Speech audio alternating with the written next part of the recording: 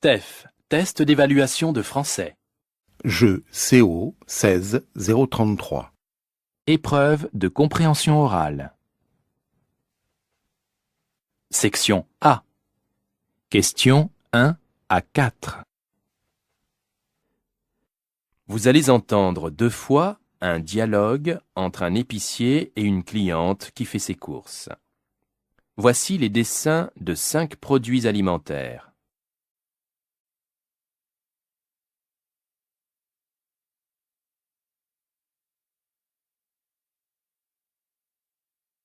Écoutez l'enregistrement et indiquez à quel dessin correspond chaque produit décrit. Attention, il y a 5 dessins pour seulement 4 produits mentionnés. Première écoute. Bonjour Madame Manceau, vous allez bien? Oui, très bien, merci. Et vous-même? Ça va, on travaille. Alors, qu'est-ce qu'il vous faut aujourd'hui?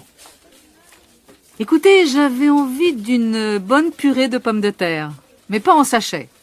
Vous savez, une vraie purée à l'ancienne, comme on faisait dans le temps. Alors, si je vous comprends bien, vous voulez des pommes de terre? Oui, 2 ou 3 kilos, s'il vous plaît. Voilà, 3 kilos. Et avec ça? Avec ça, il me faut du lait. Écrémé ou entier? Donnez-moi une bouteille de demi-écrémé. C'est plus raisonnable. Et une plaquette de beurre, tant que j'y suis. Je ne suis pas sûre qu'il m'en reste. Ce sera tout? Je prendrai aussi des œufs. Une douzaine. Ils sont frais? Ah oui, parfaitement frais. Je m'arrête là. Je vous dois combien? Alors, ça fera 7,50 € s'il vous plaît.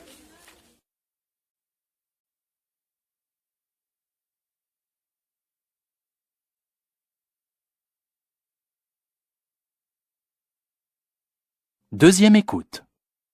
Bonjour Madame Manceau, vous allez bien? Oui, très bien, merci. Et vous-même? Ça va, on travaille. Alors, qu'est-ce qu'il vous faut aujourd'hui? Écoutez, j'avais envie d'une bonne purée de pommes de terre, mais pas en sachet. Vous savez, une vraie purée à l'ancienne, comme on faisait dans le temps. Alors, si je vous comprends bien, vous voulez des pommes de terre? Oui, 2 ou 3 kilos, s'il vous plaît. Voilà, 3 kilos. Et avec ça? Avec ça, il me faut du lait. Écrémé ou entier? Donnez-moi une bouteille de demi-écrémé. C'est plus raisonnable. Et une plaquette de beurre, tant que j'y suis. Je ne suis pas sûre qu'il m'en reste. Ce sera tout? Je prendrai aussi des œufs. Une douzaine. Ils sont frais? Ah oui, parfaitement frais. Je m'arrête là. Je vous dois combien? Alors, ça fera 7,50 € s'il vous plaît.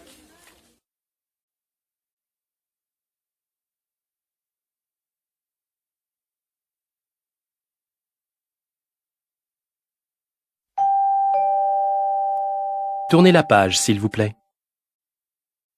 Questions 5 à 8. Vous allez entendre 2 fois une personne raconter ce qu'elle a acheté pour sa fille. Voici les dessins de 5 achats.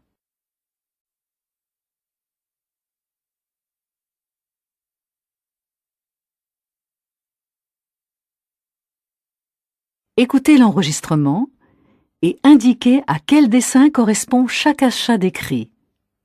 Attention, il y a 5 dessins pour seulement 4 achats mentionnés. Première écoute. Eh bien Claire, t'es plutôt chargée. C'est quoi tous ces paquets? Tout ça, c'est pour ma fille. Son nouveau manuel de solfège, parce que cette année, elle voulait arrêter la musique. Mais je l'ai convaincue de poursuivre. Et puis, elle a décidé de se mettre au tennis, donc ce paquet est plutôt encombrant. Donne-le-moi, je le porte. Merci. Ce paquet, donc, c'est la raquette. Légère, comme tu peux le constater. En plus, j'ai dû acheter les chaussures, des tennis, bien sûr, blanches, et la jupe courte et blanche, elle aussi. J'espère que c'est tout pour cette année.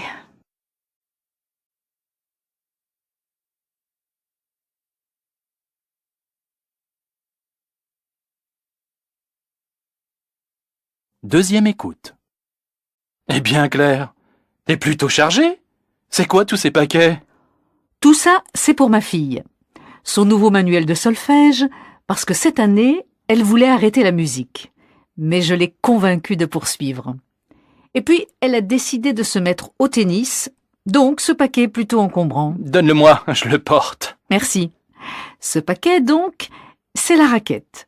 Légère, comme tu peux le constater. En plus, j'ai dû acheter les chaussures, des tennis, bien sûr, blanches, et la jupe courte et blanche, elle aussi. J'espère que c'est tout pour cette année.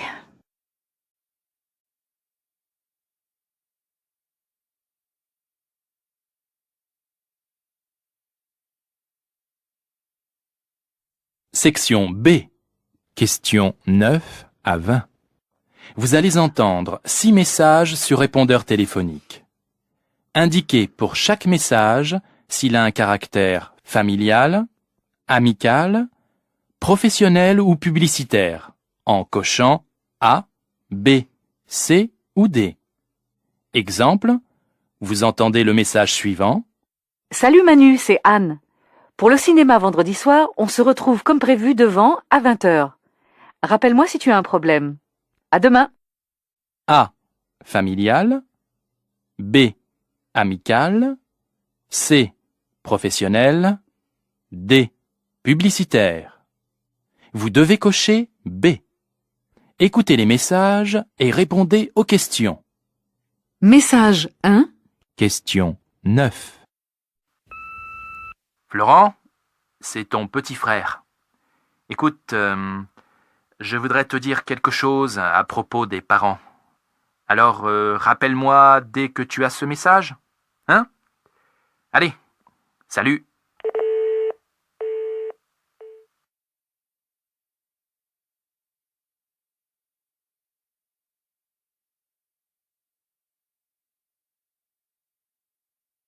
Message 2.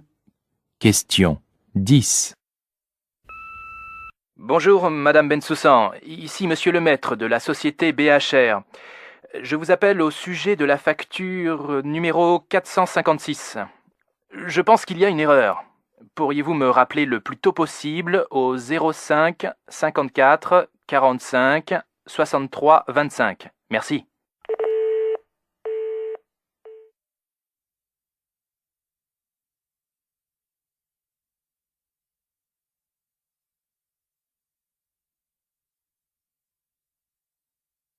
Message 3. Question 11. Bonjour monsieur, Société Fortissimo à l'appareil. C'est pour vous dire que nous viendrons bien demain en fin de journée, entre 16h et 20h, pour vous livrer le piano que vous avez acheté. Voilà, à demain.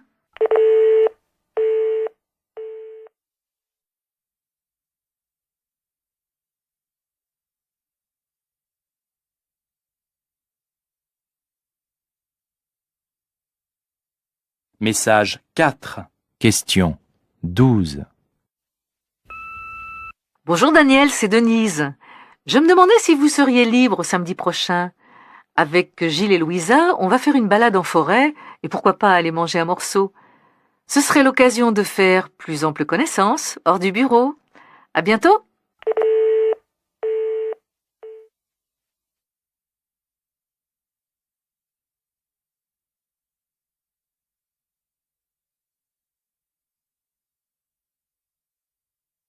Message 5.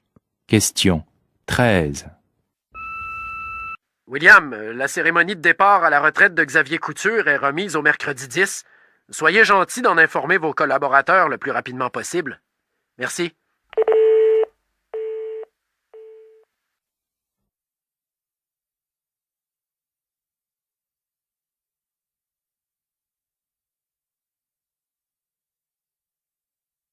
Message 6. Question 14. Bonjour. Savez-vous qu'une nouvelle agence bancaire vient d'ouvrir ses portes près de chez vous?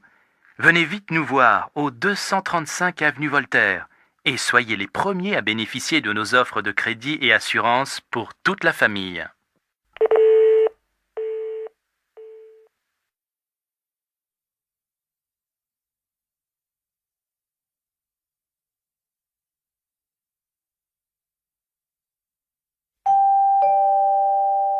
Tournez la page, s'il vous plaît.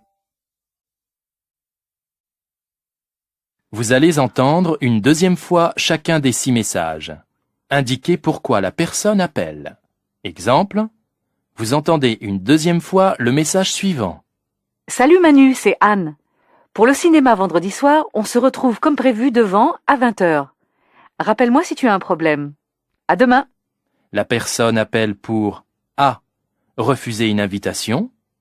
B. Donner une adresse. C. Confirmer un rendez-vous. D. Féliciter. Vous devez cocher C. Maintenant, écoutez les messages et répondez aux questions. Message 1. Question 15. Florent, c'est ton petit frère. Écoute, je voudrais te dire quelque chose à propos des parents. Alors, rappelle-moi dès que tu as ce message. Hein? Allez, salut.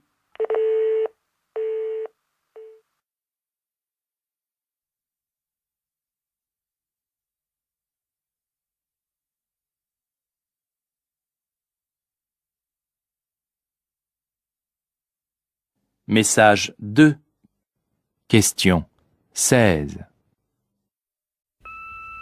Bonjour, Madame Bensoussan. Ici Monsieur le maître de la société BHR. Je vous appelle au sujet de la facture numéro 456. Je pense qu'il y a une erreur. Pourriez-vous me rappeler le plus tôt possible au 05 54 45 63 25? Merci.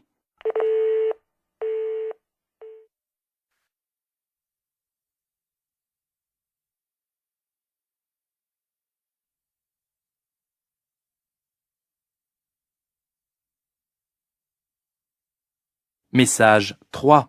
Question 17. Bonjour monsieur, Société Fortissimo à l'appareil. C'est pour vous dire que nous viendrons bien demain en fin de journée, entre 16h et 20h, pour vous livrer le piano que vous avez acheté. Voilà, à demain.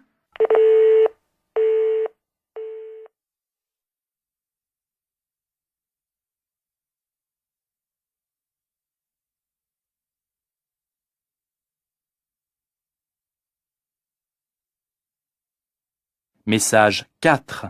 Question 18. Bonjour Daniel, c'est Denise. Je me demandais si vous seriez libre samedi prochain.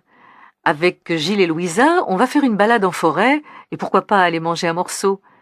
Ce serait l'occasion de faire plus ample connaissance hors du bureau. À bientôt.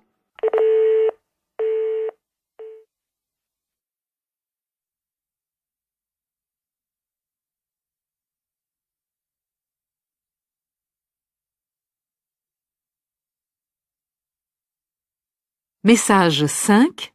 Question 19. William, la cérémonie de départ à la retraite de Xavier Couture est remise au mercredi 10. Soyez gentil d'en informer vos collaborateurs le plus rapidement possible. Merci.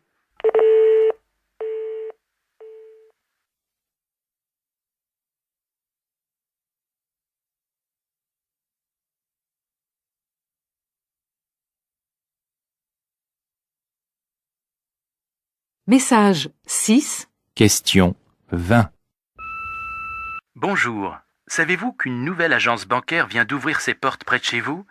Venez vite nous voir au 235 avenue Voltaire et soyez les premiers à bénéficier de nos offres de crédit et assurance pour toute la famille.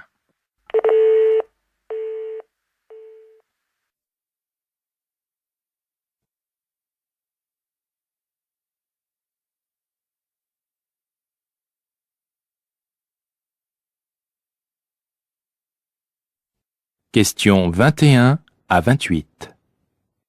Vous allez entendre 4 messages enregistrés dans un lieu public. Attention, vous n'entendrez chaque message qu'une fois. Lisez les questions correspondant à chaque message. Écoutez le message et répondez aux questions.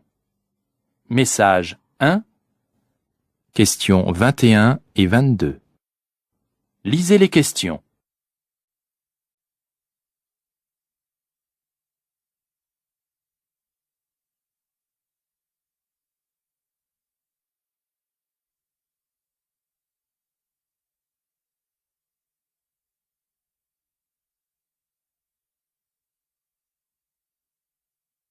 Écoutez le message. Votre attention s'il vous plaît. Un téléphone portable rouge de marque Nokia vient d'être retrouvé au rayon chaussures de notre magasin. Son propriétaire est prié de se présenter à l'accueil situé près de l'entrée principale.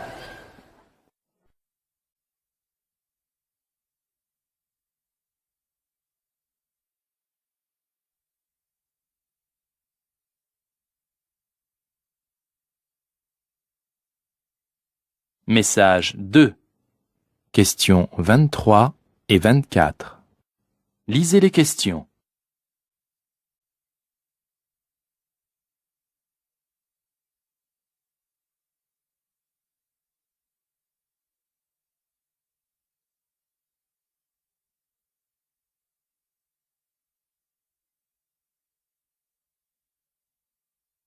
Écoutez le message. Nous informons notre aimable clientèle que nous fermons nos portes dans 15 minutes. Nous vous invitons à régler vos achats à la caisse.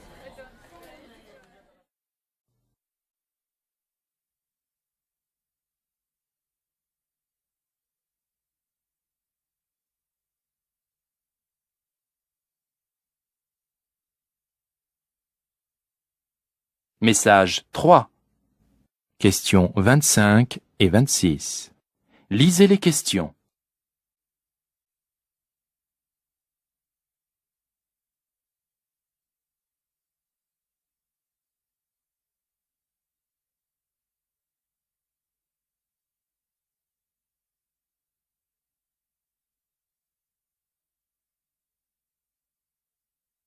Écoutez le message.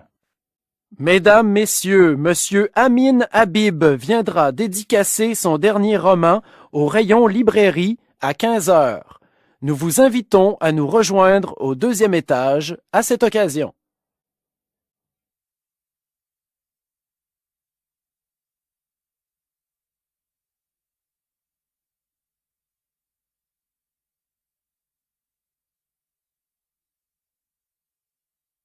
Message 4. Questions 27 et 28. Lisez les questions.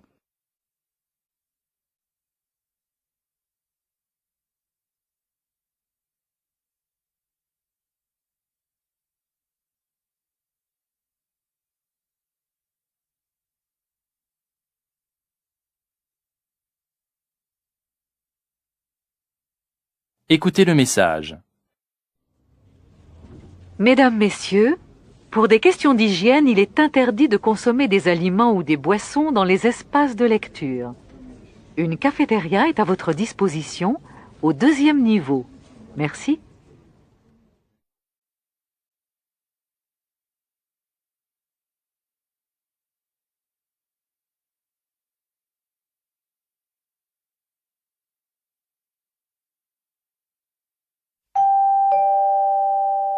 Tournez la page, s'il vous plaît.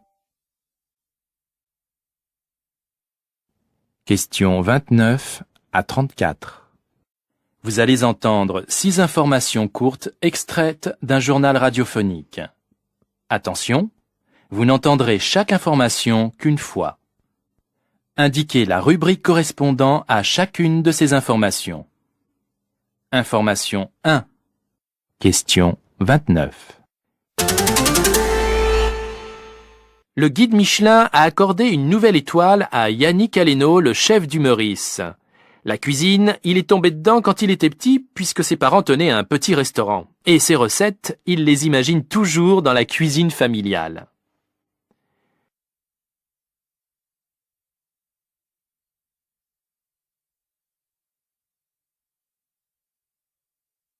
Information 2.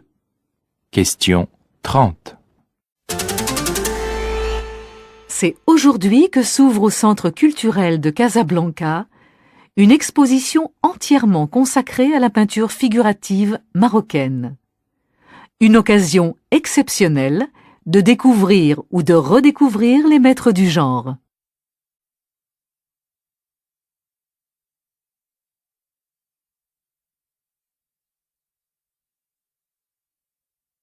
Information 3. Question 31. Pour tous les fans de Picasso, une bonne nouvelle. Vous pourrez voir ou revoir les plus grandes œuvres de ce génie au centre Beaubourg, tous les jours jusqu'à la fin septembre, de 10h à 20h.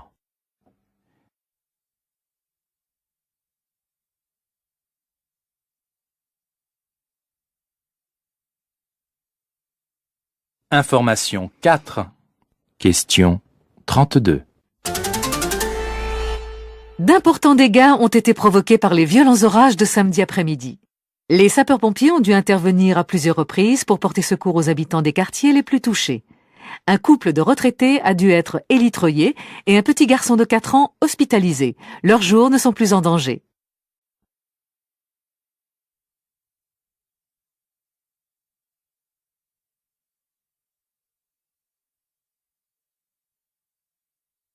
Information 5.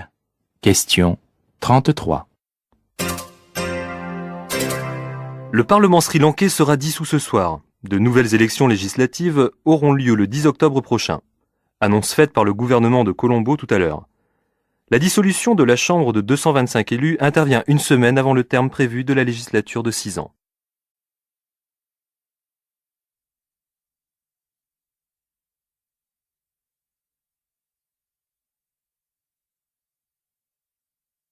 Information 6.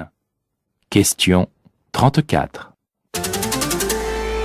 Drame national en Suisse. Le cervelas est en danger. La saucisse dodu chère aux Helvètes risque de disparaître faute de peau de zébu.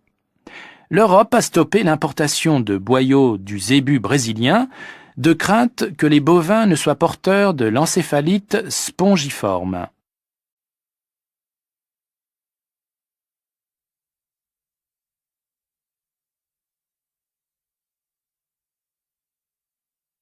Section C. Question 35 à 40. Vous allez entendre 6 personnes répondre à la question « Que pensez-vous de l'émission de télévision Parlons-en » Indiquez si la personne interviewée A. en a une très bonne opinion, B. en a une assez bonne opinion, C. en a une mauvaise opinion, D. ne se prononce pas. Attention, vous n'entendrez chaque personne qu'une fois. Personne 1. Question 35. Écoutez, je ne regarde que les feuilletons à la télévision. J'adore Sous le soleil. Ça passe tous les jours à 18h. Il faudrait que vous demandiez à ma fille aînée pour votre émission. Mais malheureusement, elle ne rentre pas avant 20h.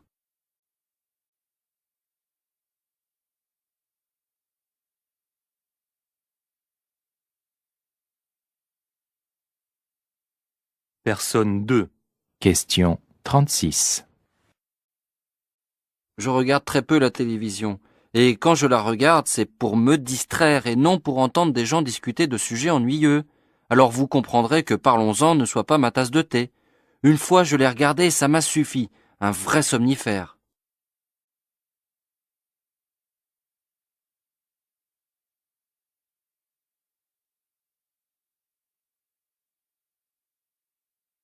Personne 3. Question 37. Ça dépend des sujets qui sont traités. En général, je trouve que cette émission est de très haute tenue. Mais parfois, c'est peut-être un peu trop influencé par des thèmes porteurs. Disons que ça cède de temps en temps à la tentation d'aborder des sujets plus légers qui font de l'audience.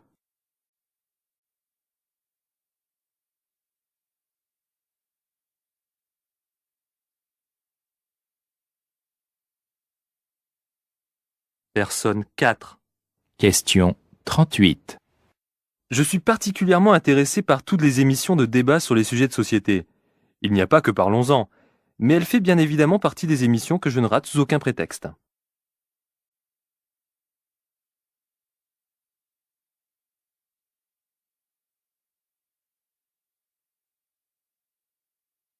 Personne 5. Question 39.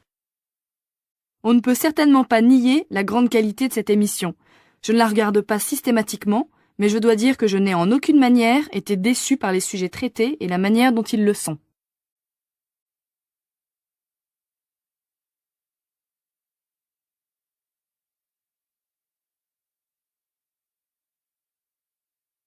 Personne 6. Question 40. De manière générale, j'aime bien cette émission. Je suis très sensible au sérieux de l'animateur. En revanche, la dernière fois que je l'ai vu, je l'ai trouvé assez ennuyeux. Gageons que ça ira mieux la prochaine fois, personne n'est infaillible.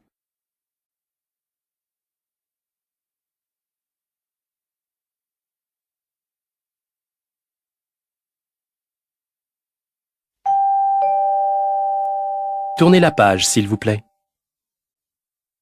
Questions 41 à 50. Vous allez entendre 2 fois 3 longs messages. Pour chaque message, lisez d'abord les questions. Écoutez une première fois l'enregistrement et commencez à répondre. Écoutez une deuxième fois les messages et complétez vos réponses. Message 1. Questions 41 à 43. Lisez les questions.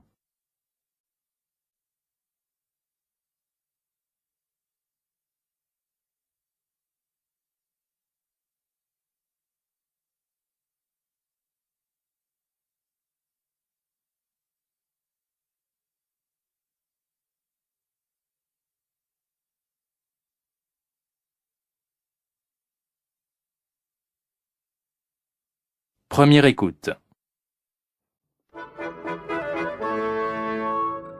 L'Association générale sportive de l'enseignement vient de terminer son colloque dont le thème était cette année « Parents, école, sport, agir ensemble contre la violence ». Nous accueillons ce matin sa directrice, Madame Focard. Bonjour Madame, quel est votre sentiment à l'issue de ces 3 jours de discussion? Eh bien, je suis heureuse de la qualité des rencontres qui ont eu lieu. Nous avions convié des sportifs de haut niveau, des pédagogues et des parents d'élèves qui se sont réunis pour réfléchir ensemble sur les enjeux éducatifs du sport.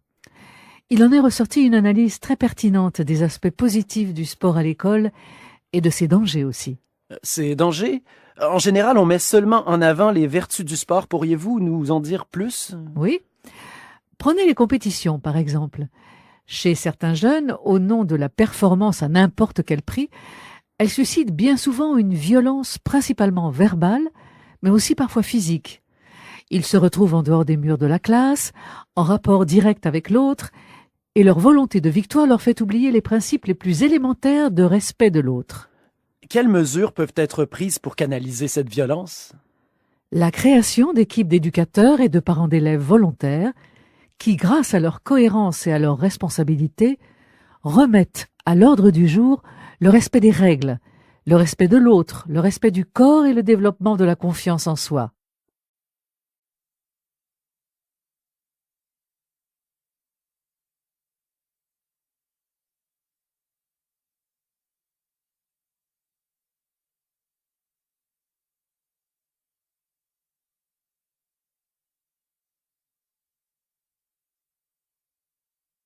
Deuxième écoute.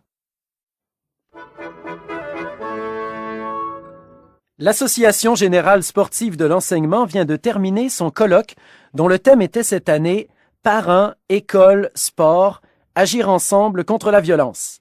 Nous accueillons ce matin sa directrice, Madame Focard. Bonjour Madame, quel est votre sentiment à l'issue de ces 3 jours de discussion?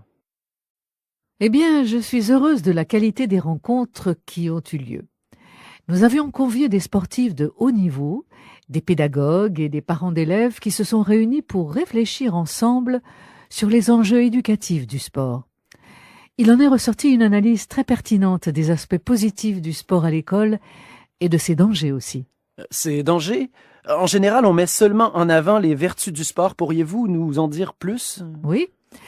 Prenez les compétitions, par exemple.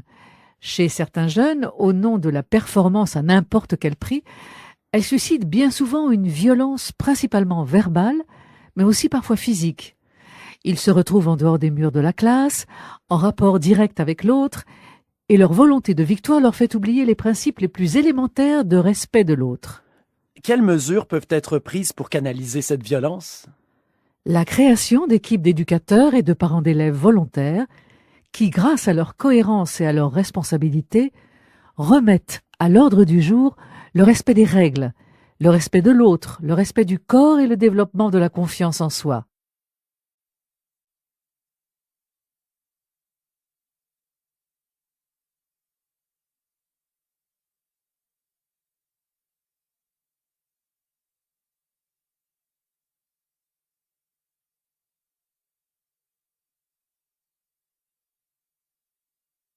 Message 2. Questions 44 à 46. Lisez les questions.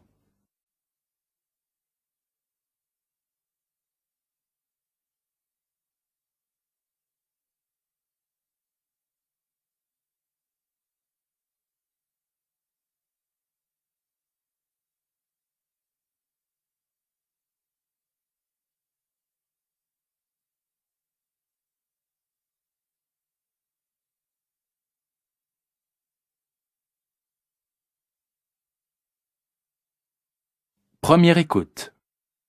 Bernard Spitz, vous avez été missionné par le ministre de la Culture et de la Communication pour élucider les raisons de la baisse du jeune lectorat de quotidien. À quel résultat cette enquête a-t-elle abouti? Eh bien, fort de l'information selon laquelle au cours des 10 dernières années, la presse quotidienne a vu environ 17% de sa jeune clientèle l'abandonner, nous avons pu faire émerger 2 causes importantes.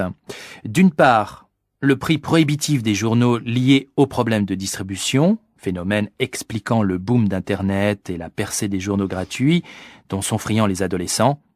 D'autre part, la relation à l'écrit qui est moins étroite que pour les générations précédentes.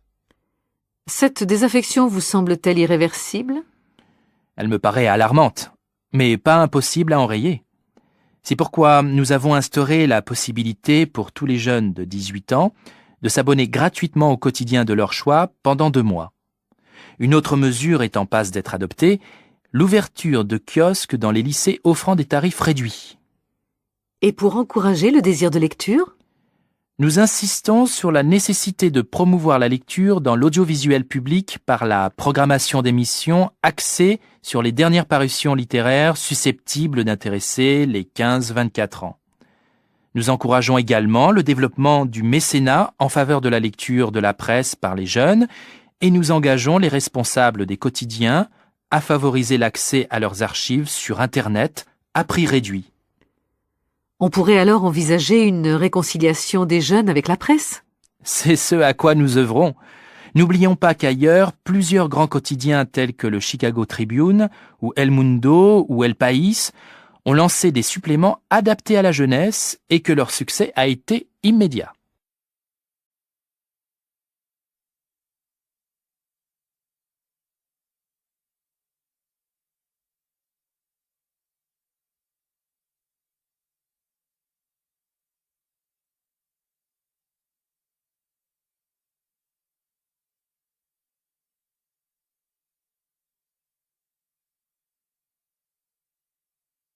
Deuxième écoute.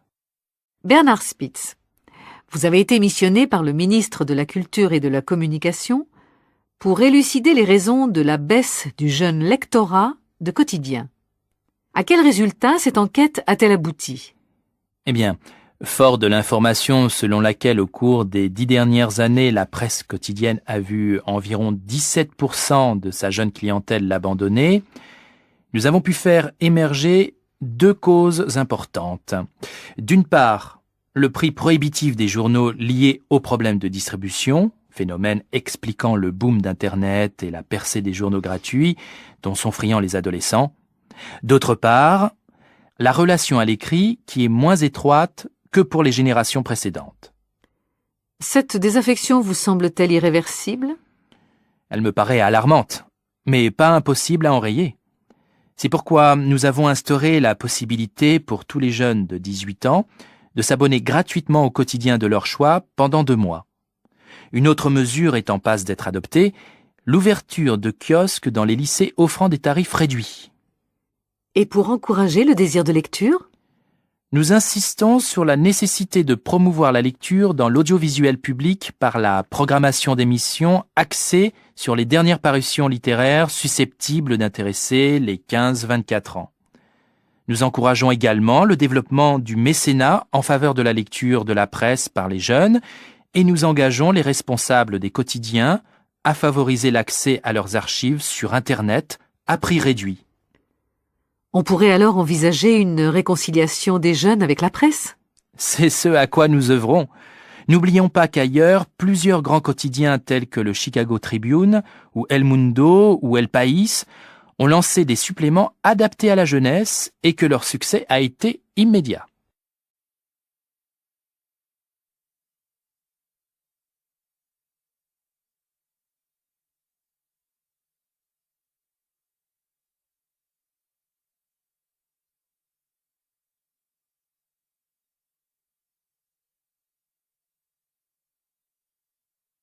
Message 3. Questions 47 à 50. Lisez les questions.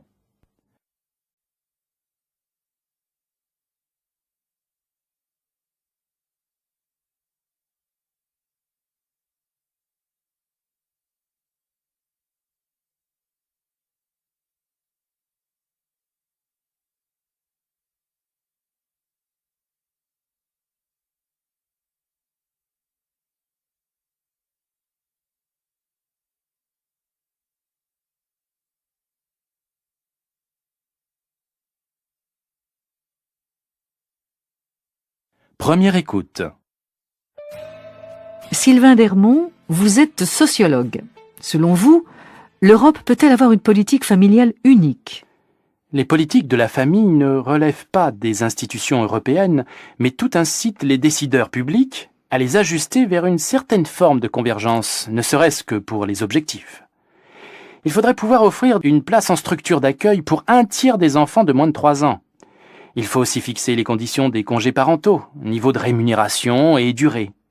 Cependant, si certains pays optent pour la mise en place d'équipements de service, d'autres considèrent la politique familiale comme une intrusion dans la vie privée. Les politiques familiales se sont-elles adaptées aux transformations de la famille ? On constate partout une augmentation des familles monoparentales. Pour elles, il est impératif d'adapter le régime de prestations sociales, la monoparentalité étant l'une des premières causes de pauvreté partout en Europe. Et les solidarités familiales ne sont souvent mises en avant que pour compenser les faiblesses des politiques publiques. La solidarité intergénérationnelle peut renforcer les inégalités si elle n'est pas étayée par une solidarité publique qui vient compenser les différences de ressources des ménages.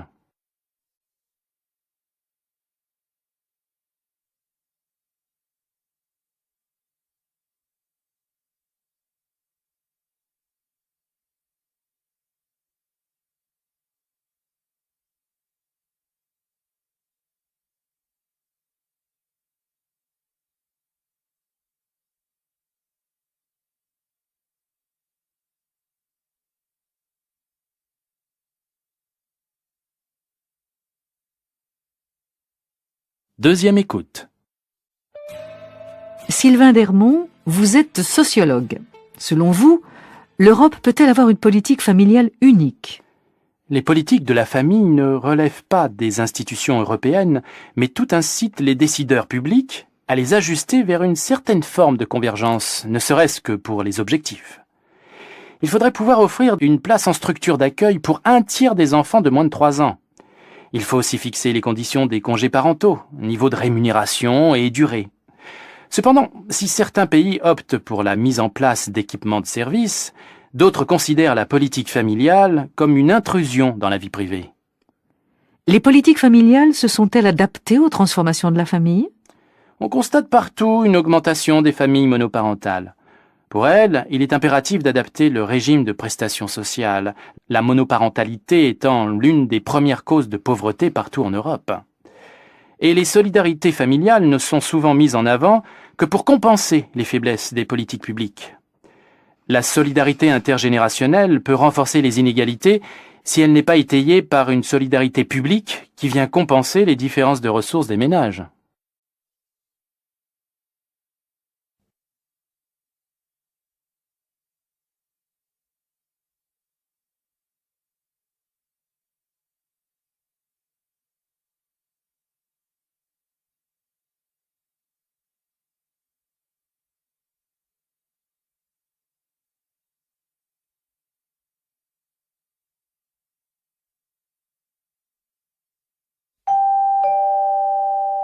Tournez la page, s'il vous plaît.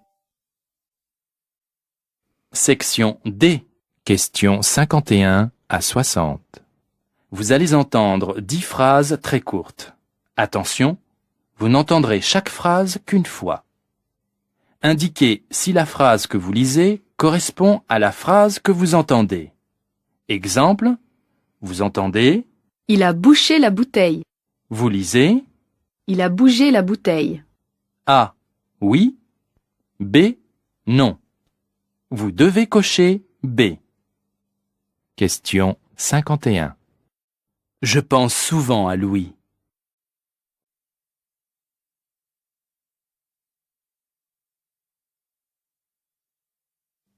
Question 52. Je pense qu'il a des places.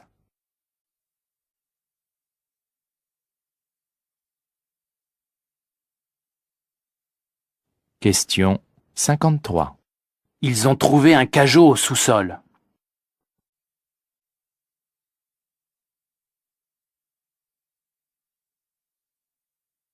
Question 54. Ces hommes veulent te parler.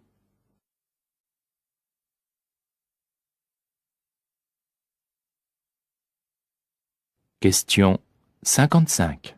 Il présente un habit particulier.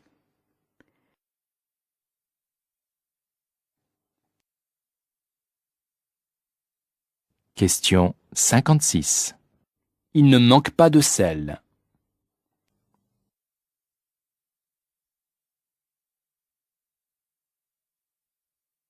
Question 57. Il a des ongles saillants.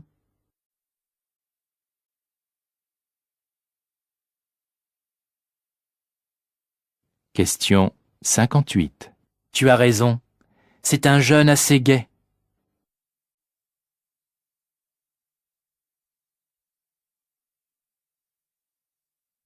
Question 59. Ce riz est trop cher. Je vais en choisir un autre.